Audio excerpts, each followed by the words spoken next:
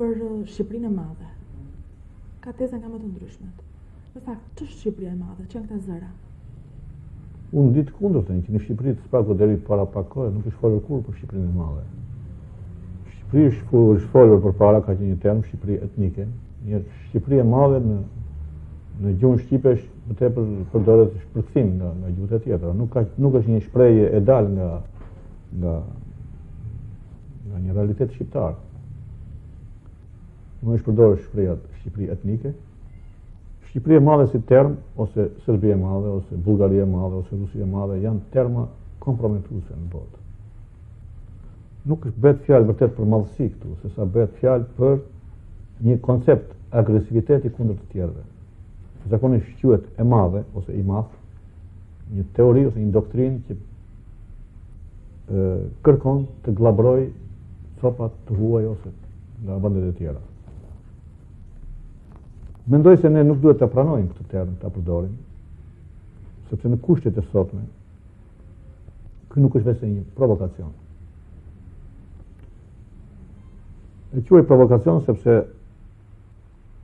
realisht, a kërkon Shqipëria sot të bashkojë me veten e saj pjesë të territoreve që kanë mbetur jashtë kufive? Unë mendoj se realisht tani për tani nuk kërkon. Dhe as ajo s'kërkon, as ato pjesë të mbetura jashtë Shqipërisë nuk e kërkojnë. Are kur një gjë nuk kërkohet këto vite të afërta, përse duhet ngrihet si problem? Prandaj unë këtë quaj gjithmonë një provokim që vjen nga rrethet të jashtme, jashtë shqiptare, me qëllime disa herë naive, sensacionale ose të këqija.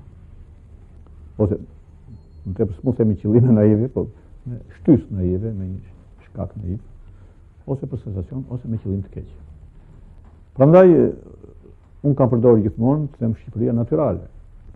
Dhe duke theksuar këtë që nuk janë kushtet, nuk e kërkon kusht këtë gjë tani për tani,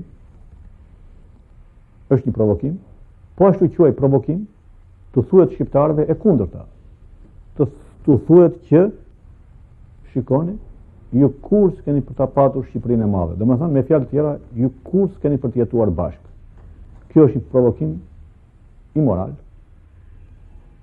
me qëllim të keq, sepse asnjë populli s'mund të thuash kur, që në të ardhmen ti s'ke të drejtë të jetosh bashkë.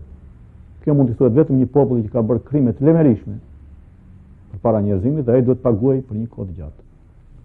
Shqiptarët s'kanë bërë një krim, s'kanë shpaguajë, përkundrazi kanë pësuar krime nga të tjerët.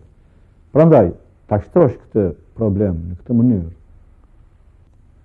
është vërtet e shëmtuar nga ana morale. Nuk duhet pranuar të hyjet në këtë bisedë.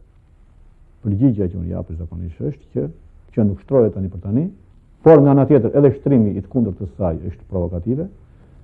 Këtë gjë do ta zgjidhë koha në të ardhmen kur shumë gjëra do të rregullohen në këtë botë, kur them në të ardhmen pas 4-5 vjetësh, është normale, është natyrale që edhe shqiptarët në kushtet e një demokratizimi të Evropës dhe të Ballkanit, normalisht në mënyrë natyrale do të, nëse duan, natyrisht ata do të duan, do të jetojnë, do të jenë të afruar, do të jetojnë bashkë me njëri tjetrin.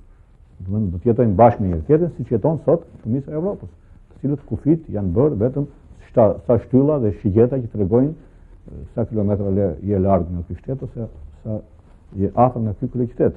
Kështu do të vi puna dhe prandaj s'ka pse të ngrëm një problem që nuk ekziston, një problem që as e kemi ndërmend ta zgjidhim, as do ta kërkojmë tani për tani. Duhet refuzuar